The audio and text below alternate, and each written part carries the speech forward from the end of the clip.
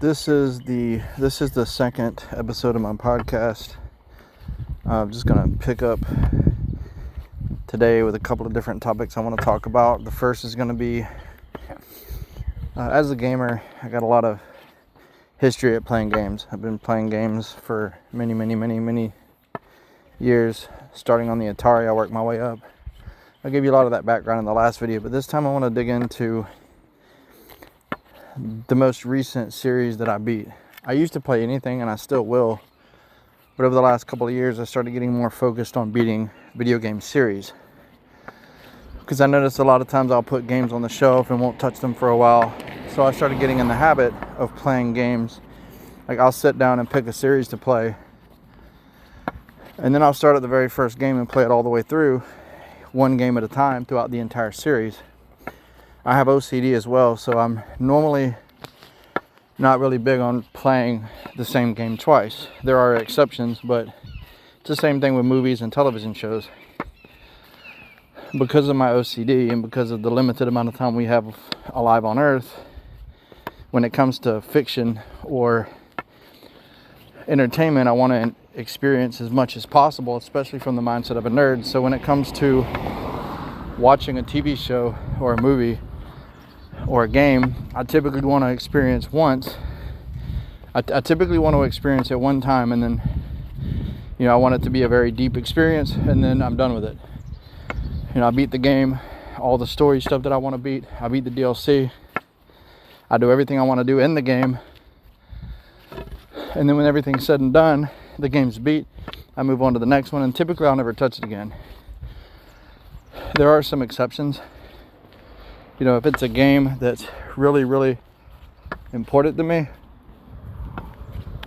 or a game that I played a lot, there's a chance that I'll go back to it at a future date just because of that.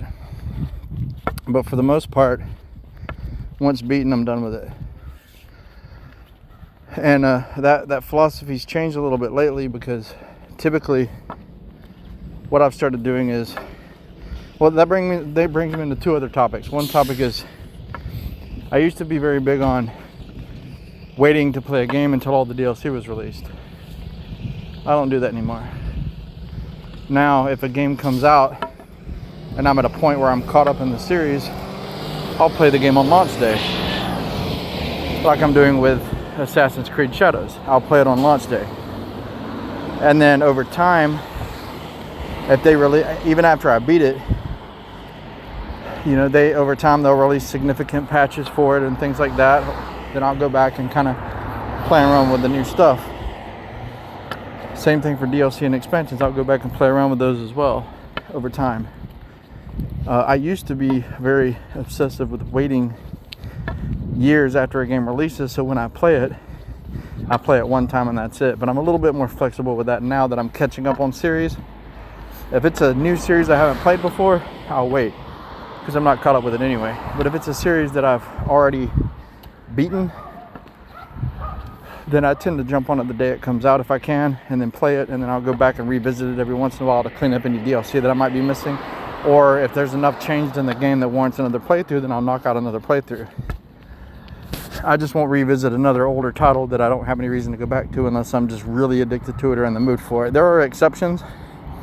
What I would consider to be eternal games, which are games that continue on forever, like simulation games, strategy games, like the old Romance of the Three Kingdoms series or Civilization. Those are a little different. With all that being said, that brings me back to my next point. With my OCD, there was a point in time where I really obsessed over the whole completionist thing. Like, do I want to get 100% completion in the game? And I used to do that. I used to want to platinum every game that I played, but I realized that I was spending a massive amount of time doing stuff I didn't want to do just for a number.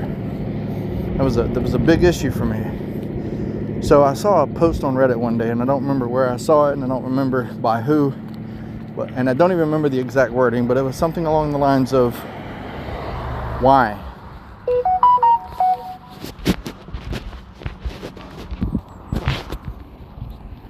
And it was something along the lines of, why?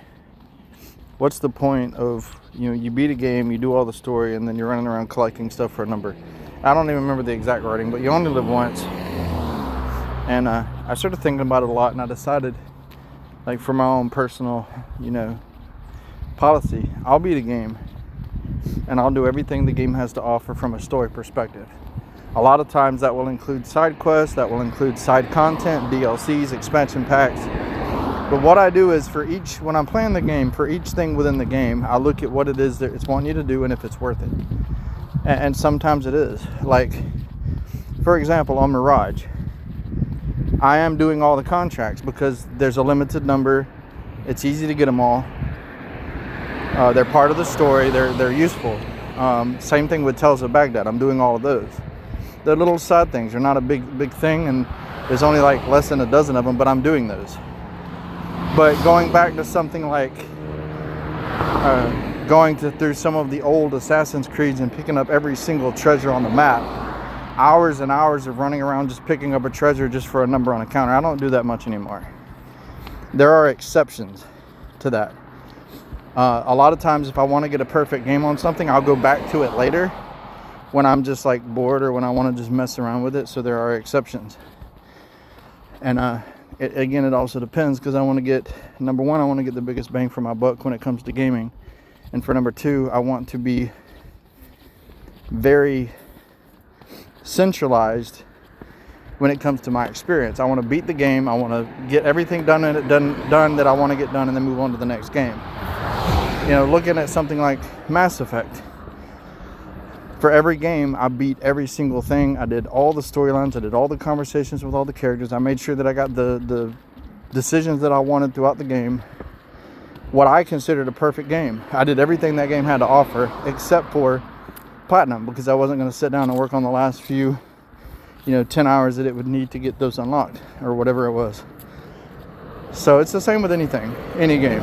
But with that being said, the first topic I want to talk about is game series that I've beaten. And I may have more conversations about this later, but for now, I started getting in this mindset while I go back and beat series. And it's been real eye-opening, because once I get a series caught up, I can keep up with new news and content coming out for games, because there's a lot of series out there, and there's a lot that I want to beat. And some I played bits and pieces of various games, but since I started doing it this way, I still play the single games too. So this is more like a suggestion list of games that I beat that I like, that I think maybe you should try out. Let's start with Coffee Talk 1 and 2. I haven't yet played the second one, but I played the first one. Because of that, my intention is to play the second one. The first one is an amazing game. It was very well written, very well put together, very simple, small game. Wasn't super long. It was one that I almost got a perfect game on just because of the amount of time I put into it. It was a great game. Highly recommended. And so far, the second one looks really good as well.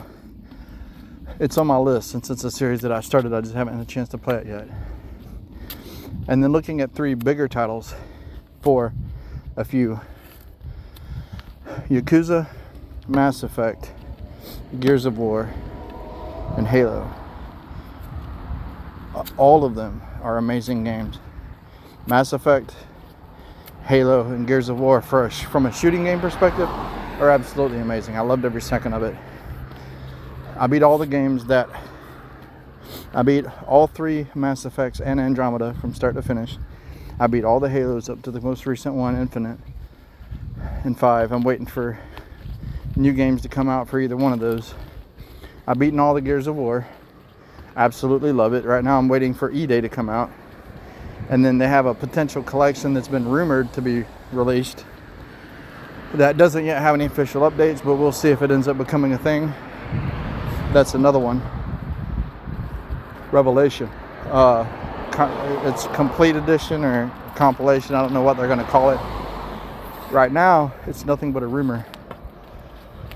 But I've been keeping an eye on it. And I'm curious to see if they end up confirming with any official, comments about it. But so far, nothing. Yakuza is both Yakuza and the Gaiden series within the Yakuza is one of my favorite series. If you're wanting to know the play order, I recommend Yakuza 0 first, then Kiwami 1 and 2, and then 3, 4, and 5 remastered before eventually going on to 6, Song of Life, and then going from there. Infinite Wealth is the most recent one, and it's the only one I have not played, which I'm going to be playing it soon. It's on my list. And then you've got Lost, Judgment, and Judgment, which are kind of like an offshoot series, which is still based in the same world and the same areas. Really, really good games from start to finish, all of them. And they're amazing. And some of them I've gotten very close to platinum on. Right now I'm on the PlayStation 5, but I plan on buying the newer Xbox in the near future. Plus I got a PC, so I sometimes do other consoles. And I sometimes get in the moods, like I'll be on Xbox for a long time and then get on PC for a long time. So I may bounce around depending on what game it is and what platform I've got. I want to do some handheld gaming too again, get back into Nintendo and the latest Vita and the latest Switch and things like that later. But for now, I'm happy with where I'm at. So with that all being said, I think that's enough gaming topics for now, because I did cover a lot of what I wanted to talk about in the last episode. I've already talked about a lot of the gaming news that I'm looking at and things that I'm looking forward to. As I shift topics, I'll probably talk briefly about AI, because there's been something that's been bothering me a little bit in the industry, and I'm looking forward to seeing kind of how it progresses. I think I mentioned this last time, but Gemini ended up releasing a feature where you can start a new chat in Gemini and it will remember the context of all the previous chats. It's great. And ChatGPT, as I mentioned a few weeks ago, popped up with like a message to me saying that it was adding an alpha to my account and I could turn it on and off, and it would basically give ChatGPT access to all conversations. And when I first started messing with it, it worked great. Genuinely, it worked very great. And I used it for a little bit, but I didn't have a chance to mess with it as deeply as I wanted to. So I ended up pretty much going back to it a few days later and it was gone. So I took a lot of time over the last few days trying to research what that feature was.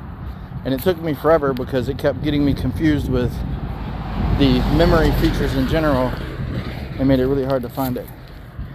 So after some digging, I finally found some information about it.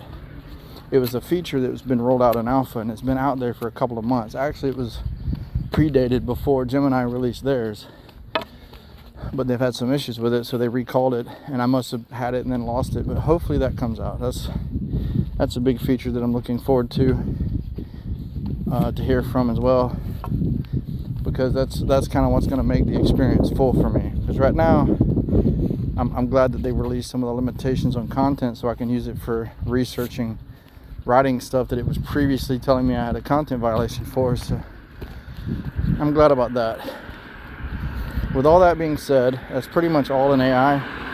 It's just the most recent news after what I talked about in the last episode.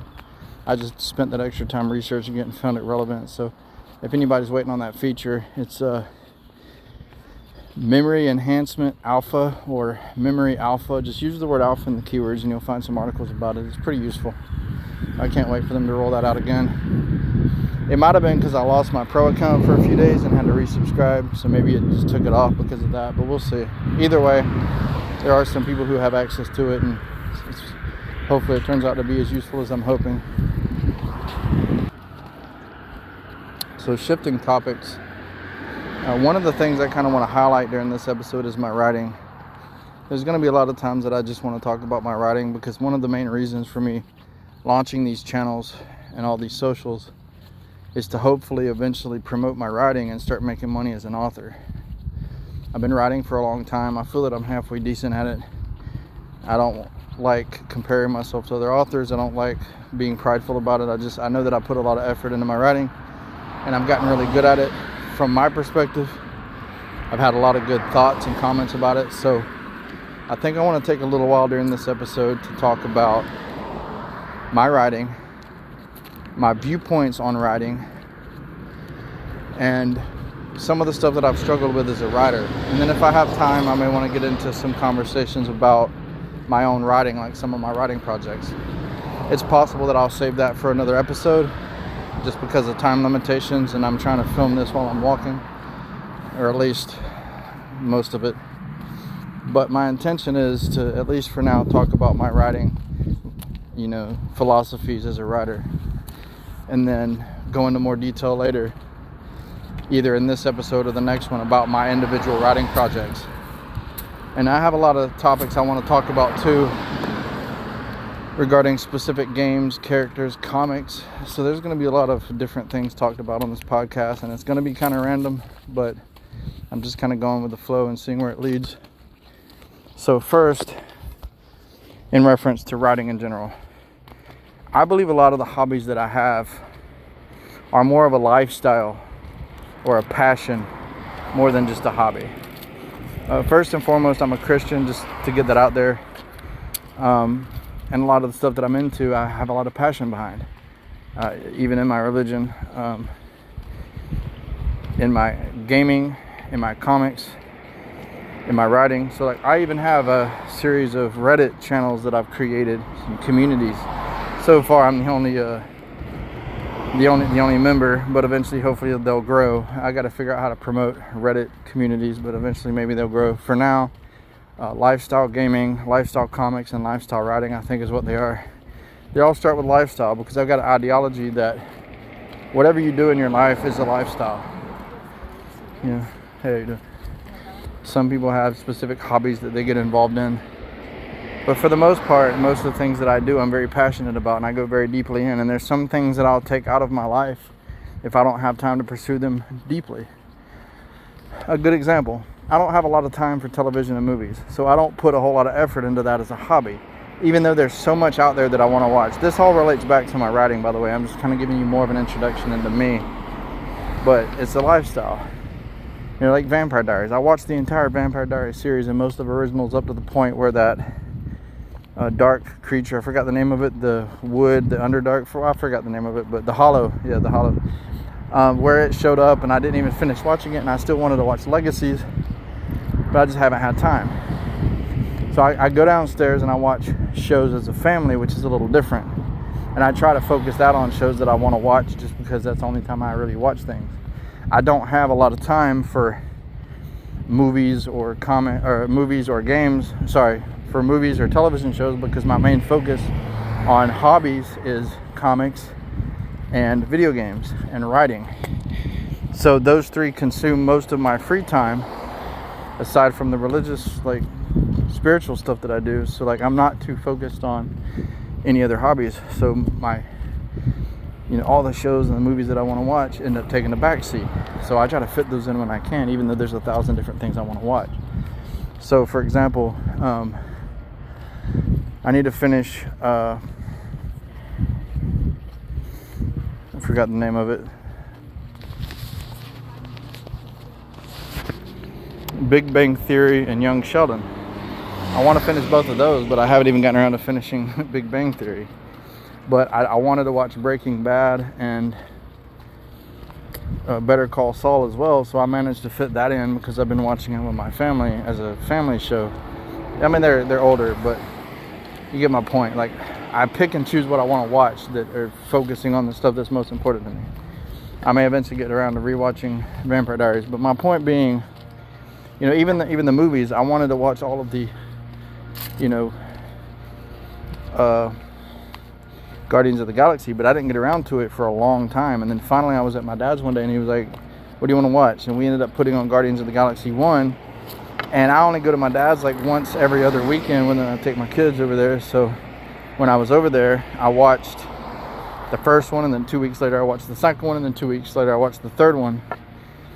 And one of my goals is to watch all of the comic movies, all of the Marvel phase movies, which I've watched bits and pieces, but I really want to watch them all. I just don't know if I'll ever get time to it, because I've got to prioritize the hobbies that are most important to me. But anyway, point being, to me, the hobbies are a lifestyle. And when it comes to my writing as well, it's a lifestyle. It's something I've integrated into my life, and I choose to put time into it because it's a huge passion for me.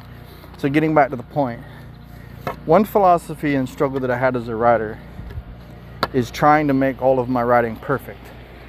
I wanted to make all of my writing absolutely perfect, I wanted it to be like, you know, I go through and I'll write a novel or a short story, and then I'll edit it, and then I'll edit it, and then I'll rewrite it, then I'll edit it, and it's a never-ending cycle. So I had to start looking at things from a different perspective, a different viewpoint. So I started thinking, and I created what I call the snapshot theory, which is in reality an extension to an existing theory held by some artists and some writers. So an artist, when they create art, they could always make it better. They draw something or pencil something or create something. They could be working on it 50 years, always improving it. But at some point, if they don't step up and say, okay, this is done, then it never will be done. It'll be an ongoing, endless desire to edit and rewrite and edit and tweak and perfect. And I had to break myself out of that cycle, because I wrote for many years, a few decades even, and never published. So I finally got to the point where I adopted this new philosophy. Now, here's my process on a novel. I'm a pantser, straight up through and through. Although I'll spend a lot of time doing plotting when needed on a micro level. But I'm a pantser, so I'll sit down and I'll do a rough draft, or what I call a vomit draft, which is something I took from Stephen King's book on writing, which I highly recommend. I'll write the first draft of the novel from start to finish. I'll edit as needed, and I'll take a step back to clarify things as needed, but I'll just write it. I don't worry about spelling, grammar, structure. I just write it. When I finish the first rough draft, I put it on the shelf for 8 to 12 weeks, sometimes a lot longer. Eventually, I go back and I do a second draft, which is where I take chapter by chapter, and I'll go through editing what's needed, rewrite if needed. And if there's anything huge that I come across that I need to edit, I'll go back and re-edit. Let's say I ended up writing 5 chapters and I had to edit them so much it was almost a rewrite, and then I get into chapter 6 and realize that something in chapter 2 is not going to work. I'll go back and edit that. So the goal is my second draft is a lot slower, but all the elements are there, so it's a lot easier to work with, and I make notes on the big structural changes. At the end of my second revision, the piece is pretty damn close to what I consider a final representation of what I want at that point in time, right? So with all that being said, it being a very close representation of what I want, I move on to what I consider to be, I'll put it, sometimes I'll put it on the shelf again or whatever for like another couple of days. But whenever I feel like, my second draft is fully complete, I typically like doing what I call a micro draft, where I'll go through and I'll wait like a week or two, and then I'll go through and reread the whole thing and make micro edits. But at the end of the day, when I'm done with the second draft and I feel like it's complete, I've got a community of writers that I'll send it to, and I'll get feedback off of that. So I'll go chapter by chapter and get feedback from them and so forth. And sometimes they'll give me feedback and I'll be happy with that feedback and I'll take it into account. And sometimes it's feedback that leads me into a complete rewrite again. But the results of me posting it at the end of the day turn into what I consider a third draft, which is where I presented it to a bunch of people, and I get at least 3 critiques per chapter. I'll present it to a bunch of people, which ends up turning it into, the feedback from that ends up going into another revision that I refer to as the third draft. The third draft to me is typically the closest to a publishable draft I have. And typically at that point, I have to consider the piece done. Once I get community feedback and make all the edits I'm going to make, I used to have this really long drawn out process where I would post it once for random people, and then I'll post it again in my personal spotlight, and then I'll do all these different things, but I'll never have that kind of time. So what I do is I'll get really good community feedback. When I'm done with that, if I feel confident, I'll publish it.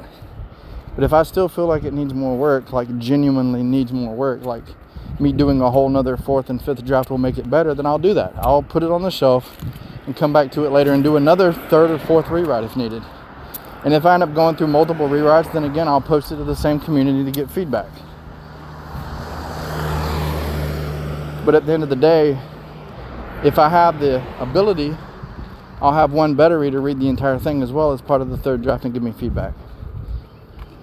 But by the time I get to the third, fourth, or fifth draft, I'm done with it. Anything beyond that point is diminishing returns, and I'll publish it and I'll move on to another piece.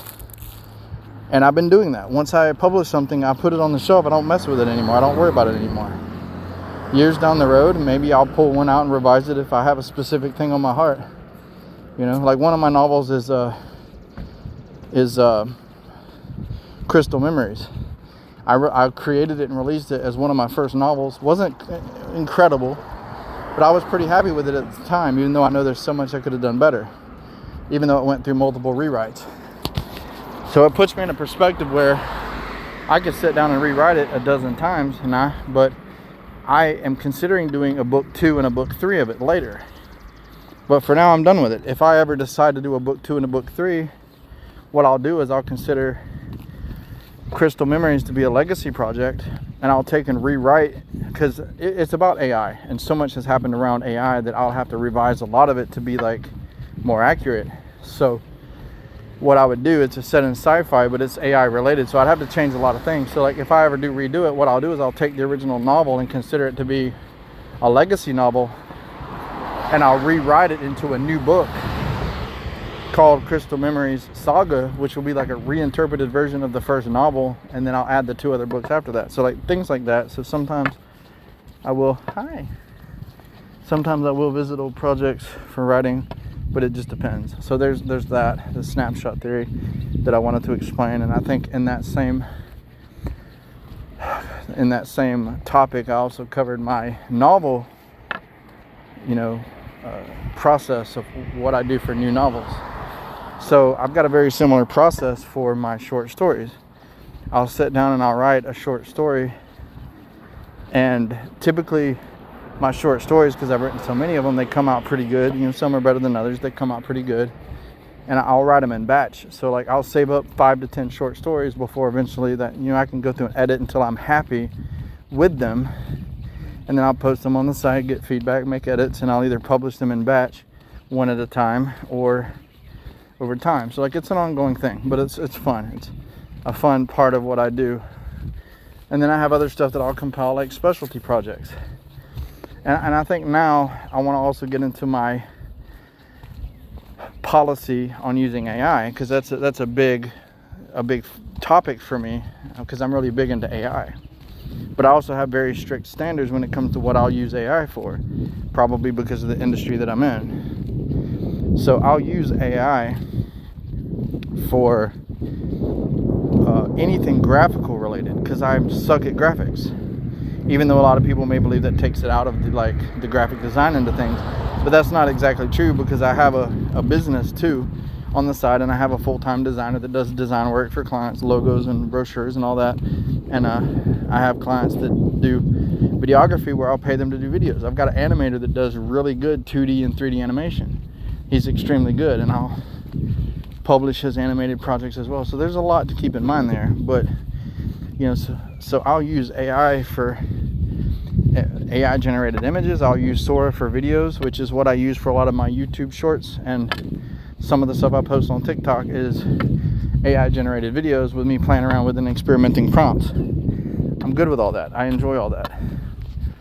One thing I can't ever bring myself to do is I'm very against using AI for any type of creative writing, which means if I'm writing a novel or a short story that is fictional, not purely informational, it's all 100% written by me, completely original, completely out of my own mind. The only exception, well, not the exception, but what I use AI for is I'll use it for research, brainstorming, sometimes to give me ideas and research things. Sometimes I'll feed it my novel or chapters or short stories and have it give me feedback and thoughts on them based off of that. So I'll do that sometimes, but I will never have it write it for me. I always write my own creative writing. Same thing with poems. Anything that's creative writing that's considered fiction, including poems, songs, anything, all of it written 100% by hand. Now, nonfiction is another story. I will use AI for writing that is purely informational or data compiled information from the internet, like put together in my own words with the AI. Let me give you an example. There's a book that I've released called Apocrypha with Ease. And originally it was 1.2 million words, and it was in one book, and I couldn't turn it into a paperback or hardcover. And I really liked the project, but a lot of the historical information and the book information and all the information related to the Apocrypha books were all compiled by and originally written by AI, but I went back and edited it and adjusted it to my own style. And then obviously the books I brought in from the internet, where I would bring in these books to all the Apocrypha books would be added to it as well. And I was really happy with that because I kept getting a lot of views on it. So what I did is I went back and I published, I took the book and I broke it down into 6 different books. And each one I made it focus on a specific series of books of the Apocrypha. And I either included the original books that were available publicly, like that were not copyrighted, or I would use AI to translate the original fragments and then put them in there. And it was a fun project. It wasn't meant to be a huge project. So I split it over 6 books, and each one I put the best pricing I could, but I set it up for ebook, paperback, or hardback. And all of them you can also look through Amazon Kindle Select. So if you've got Kindle subscription, you could read them all anyway. But it was a fun project. And another project series that I'm working on, which is a little bit more complex, is it's a dual book series called the Wisdom series, and it's split into 2 sister series. The first is called Wisdom That Fits, which I did a play off the word WTF for like whatever, WTF, and I converted it to Wisdom That Fits. That series is pretty much strictly AI generated with human editing. So I'll pick a topic and I'll either do a beginner's guide or a deep dive, and then I'll use AI to generate the table of contents and all of the information in the book, because they're all purely 100% informational about topics that I don't know super deeply. And then I'll go back and format everything, and then I'll obviously edit it so it has my own style, and then I'll publish it. And then I have a sister series called Personal Wisdom that is still fictional, but it's written by me, not AI, because I write it for the purpose of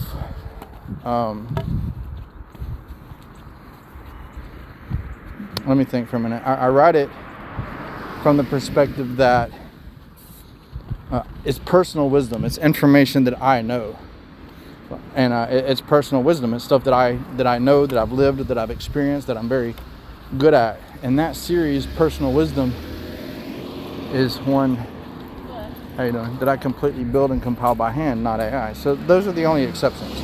So pretty much the only writing that I'm ever going to have, at least to date, is the Apocrypha with Ease and Wisdom That Fits series. Anything in the Personal Wisdom will be written by me. But that's my policy on AI. And I just wanted to cover that because there's going to be a lot of talk about my different, in future episodes, about the writing that I do and stuff like that.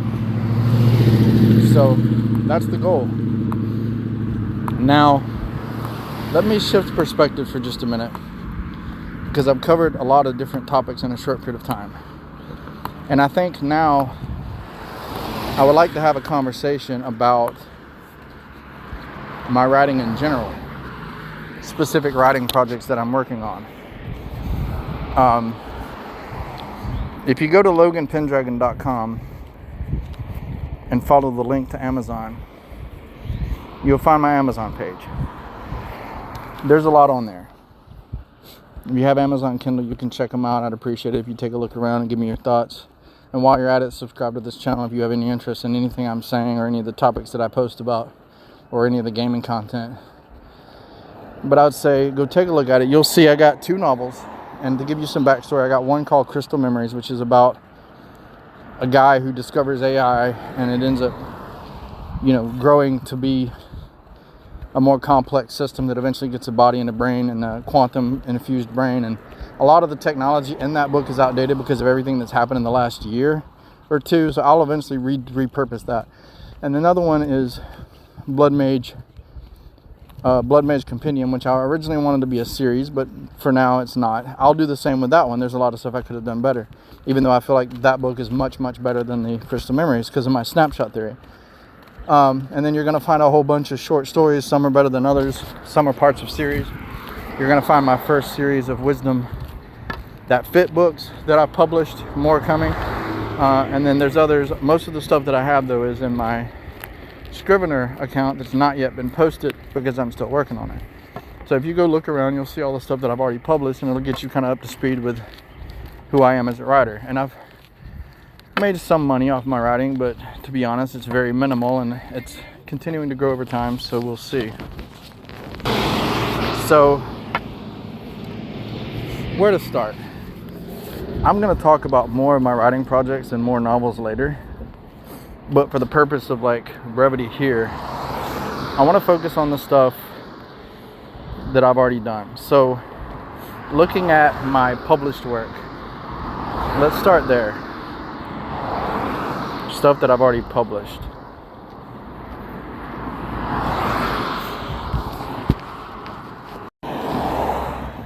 The next topic I want to talk about is my own writing projects. Now, a lot of this I'm going to go into more on future podcast episodes, especially because I'm always writing, so my writing projects are always changing. I'm publishing new stuff, working on new projects. So let's talk about some of my active projects. I've already talked about stuff that I published. There's a lot, but these are all things that I haven't published. So I've written one book in the Personal Wisdom series, and I don't know the name of it, but it's going to be related to dreams. It's going to be a very deep dive into everything related to dreams, dream recall, dream reading and interpretation, because there's a distinct difference. Lucid dreaming, dream recycling, dream sleep debt, and many other things.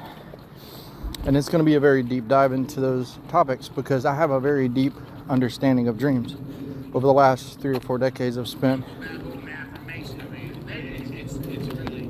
many, many years working with dreams and handling dreams. And I've spent many years learning how to read dreams, and I have a natural ability for it. So in this book, I think in a future episode of the podcast, I'm going to do an extremely deep dive into that dream book because I developed an entire theory that I'm calling the dream framework theory, which is basically my theory on how dreams work, how they operate, how dream reading happens. And it takes a deep look into a lot of things that like Jung believed and other theories for major people who are major players in the dream world, and dream psychology and dream theory and the science of dreams. I've got a lot of, basically the short version is I look at dreams a lot different. You have a dream, and then you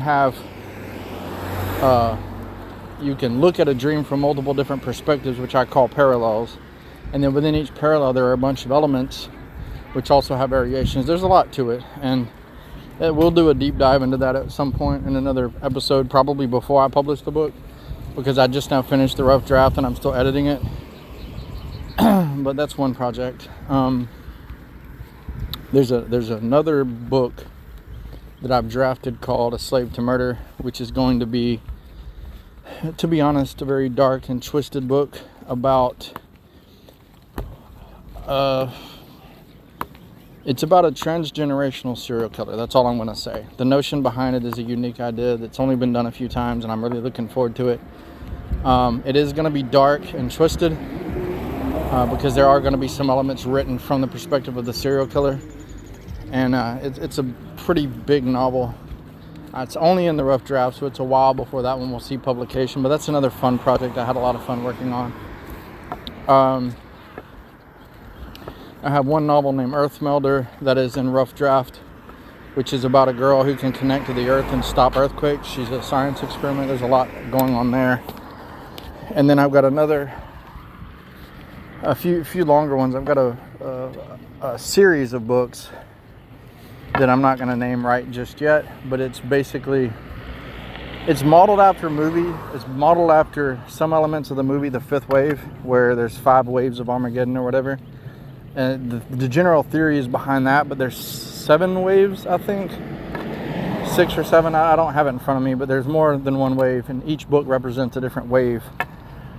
So it's a zombie story, and I'm really happy with the way the characters are going in that story. And I have book 1 written as a rough draft, but I still have to go back and write books 2 through 6 or 7. It's an entire book series, and it's going to be pretty big, but there's going to be 6 or 7 books in total. And it's an ongoing project, probably a few years in the making, but it's going to be another fun one. And I'm really I'm basically taking my favorite elements out of every zombie story that I've ever heard, you know. So it's got some elements of DayZ, iZombie, Walking Dead, but it's my own personal take on zombies. And I don't remember all the specifics, but I remember some of the, because it's been sitting on the shelf for a little while on the table, because I'm working on other projects. But it's huge, and it's you know, book 1 was really fun to write, and I'm still working on the other books.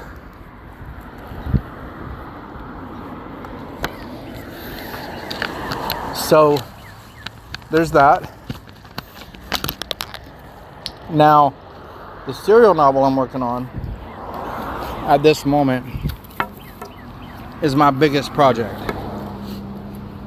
And I can go into more detail about that later, because I'm probably going to do a deep dive into one of the episodes of this podcast. But for now, there's a character named Athanasius. I'm going to give you some background now, but again, I'll do a deep dive later. So when I do that deep dive, there'll be a lot more substance to what I'm saying, and it'll make a lot more sense. But for now, it's a serial novel split into different arcs, and it's one of my lifetime projects. It's one of my, what I would like to consider my masterpieces. So it's going to be really long, and each arc is going to be a massive novel. It's split up into episodes instead of chapters. There's about an average of about 40 chapters / episodes per book. I finished book 1 in rough draft, and I'm at the end of 1/2 of book 2, trying to finish it up to chapter 40, which is the end of book 1. Now I'm going to go into more detail about that in a minute, because it'll make more sense. The backstory a little bit. It's basically based off of the omniverse theory. The omniverse, which is, I'm going to have a whole separate episode talking about this as well, because I really want to do a much deeper dive into like the multiverse theory and many worlds interpretation, both in our reality and dealing with quantum mechanics, as well as how it relates back to universes like Marvel and stuff like that. That's a whole separate conversation I want to have. So we're going to talk about that in a future episode where I can do a much deeper dive. But basically at the top is the omniverse, and then within that omniverse there is a multiverse, and everything that happens within this serial novel exists within that one multiverse. Kind of like Marvel, how Marvel has many different multiverses. Like they have the Marvel multiverse, and then they have different universes within that multiverse, right? Even the Marvel Cinematic Universe is within the Marvel multiverse. So I did the same concept. I have, I forgot the name of it, I have to look, but I named my entire multiverse. So I got the omniverse, which is everything, and then I got a multiverse. So my multiverse, which is the universe, the multiverse for, just to give you the name, it's called Silent Mist, and it hasn't been released yet, but it's going to be epic. There's going to be like 7 to 10 main books, and then I'll get into that in a minute. There's just the floodgates. There's a lot to talk about, and again, I'll do deeper dives and all this stuff later, but it's going to be The omniverse is at the top, and then each multiverse within that, one multiverse, which is I think I called it Velpenia, but maybe not. I'll have to check the name. But the multiverse that's got a specific name is where the entirety of the Silent Mist series originates. It's all in that place. So in this multiverse, there are many dimensions, many universes, many different worlds. It's an interdimensional, I'd say transdimensional story with many universes, many dimensions, many planes of existence, all located within that one multiverse. They do not have the ability to travel outside the multiverse. So in some fictional scenarios, certain crossovers can happen where something can spill from one multiverse into another, but it's rare. Multiverses are typically self-contained. And in mine, it's the same way. But with that being said, yeah, so the story is about, there's an ancient race called Alaric, and there's a lot of backstory. This story is so big that I had to create a codex, an actual codex with codex entries to keep up with all the races, the technology, and everything else. And again, I'll do a deep dive in another, I got a lot that I want to talk about, so there's going to be a deep dive later into Silent Mist, and then there's going to be a much deeper dive into the whole multiverse concept and what I know about quantum mechanics and quantum entanglement and quantum teleportation and quantum immortality. Those are all topics I want to have a deep conversation about later, but that's another time. So there's many different races. You've got Earth and you've got other races. There's a interdimensional race called the Alaric, which the original ancient Alarics are all 500 billion years old. They're old as hell. And they've spent all of reality living their lives.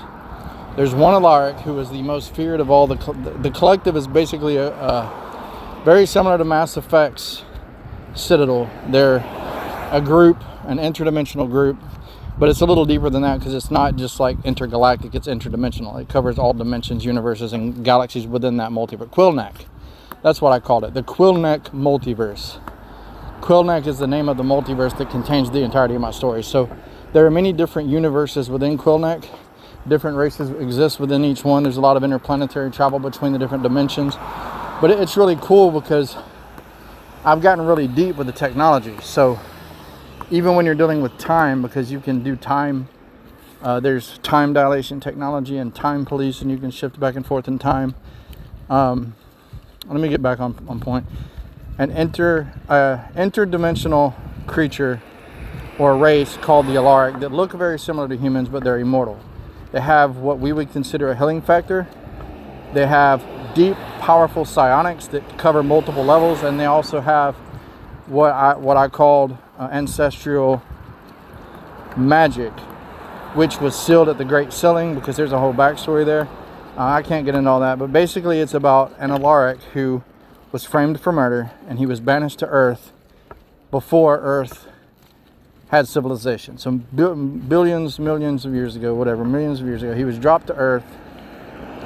So the first half of the first novel is all of the introduction, and then at some point when he gets his memory back, because his memory was taken away, when he gets his memory back later, so his name is Athanasius, and it's a very complicated story, but Athanasius has a girlfriend, he has a family that's adopted him, whatever. He gets his memory back, and then his whole family gets kidnapped in order to prevent him from stopping the enemy named Zion, which runs an interdimensional terrorist organization. There's a lot to it. But I've got multiple races that are fully specced out.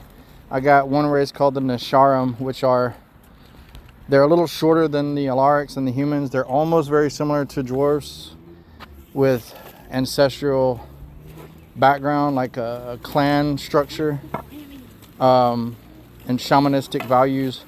So they're originally from a specific dimension, and within that dimension they have 15 home planets. and each one of the planets has a different clan of Nisharim. So there's 15 different clans. Each planet has its own creature associated with that planet that lives, all these mythical creatures that live on these planets and that have power that they pull from. So that's a whole race. And then I got another race that's AI based. It's purely mechanic, like they're biomechanical slash AI. And then I've got another race that is modeled after kind of like the Silver Surfer, but versus the way like it's actually mirror, and then his head is replaced by a black hole. So there's a lot. And then I got a system built out because the Alaric in and of themselves, they have a healing ability called Factor, which allows them to heal from any wounds or injuries, poison, sickness, disease, whatever. But whenever they're healing, it uses it creates a I definitely have a hard time with this word. I don't stutter at all, but this word kind of got me off guard. Cumulative. I got the word in my head. It won't come out. But a cumulative effect. Basically, it adds to it over time to where the drain gets worse, causing physical, emotional, mental, psychological symptoms that happen based off of the amount of drain that they're dealing with, and that drain takes time to recover from. Their psionics cover all forms of known psionics, like pyrokinesis, psychokinesis, telekinesis, dealing with ice, anything kinetic or dealing with the mind, telepathy. They have psionic abilities, and there's different level of Alaric too. You've got the ancestral Alaric, which were there since the beginning, that are 500 billion years old. You've got Alarics that are children of Alarics, so like two Alarics mate and have kids, and it dilutes the bloodline and they get less strong. And you have hybrids where they mate with another race and they're not as powerful. Only the ancestral Alaric are the ones that have access to ancestral magic, or at least for the most part. There's a lot happening in the story, but also because of his memory, at about halfway through the first book, it switches over and he starts remembering stuff. So like I have a bunch of interlocking chapters where one chapter is the present, one chapter is a dive into the past, and it goes pretty deep throughout the whole first book. In the second book, I'm almost done with one set of chapters, but I've still got all the chapters in between, which are all going to be, again, flashbacks to his past. By the time I get to the third book, I'm probably not going to need to do the flashbacks in the past because I've already explored all of that by the time the second book ends. But there's still a lot to it. There's a lot to this story, and I'm trying to finish up the plot line for book 2. And then, even though I don't normally plot much, I do have like war generals. So his family was kidnapped and he has to basically go save one family member at a time. And there's reasons why he can't speed up, because there's a whole lot. There's a concept called dark contracts, where somebody can sign a dark contract which binds their agreement into reality, and if they break it, there's a lot in this story, and there's a lot of creativity put into it. Even going back to Demon is a race that is loosely based off of Venom and Carnage, because they're big. Basically, he's a combination of Venom, Carnage, and Spawn, all mixed together into my own creative branding, or my own creative character, so to speak. And he's one of the very few that are left alive. His host dies and he ends up bonding with Athanasius. There's a lot to it. Also, he has cybernetic systems built into his body. So he's got an evil eye, which is something that I spent years fantasizing about.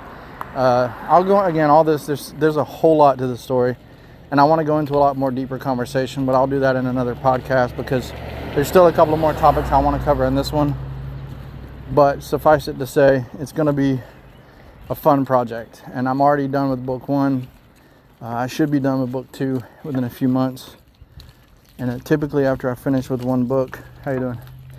I go back and do a book 3, book 4. So like I plan on taking a break in between each book to focus on other projects too. This time I took a break sooner to do the dream book, but there's a lot to write. But once I publish it, there's going to be a massive push, because I'll have 7 to 10 books in the first arc, which already has a clear story from beginning to end. And it may be all I do. I may stop there, but I plan on leaving it open, so if I want to start a book 2, I'll have an opening to do like a second arc, which would be just as long. So these are very complex long-term projects. And then I have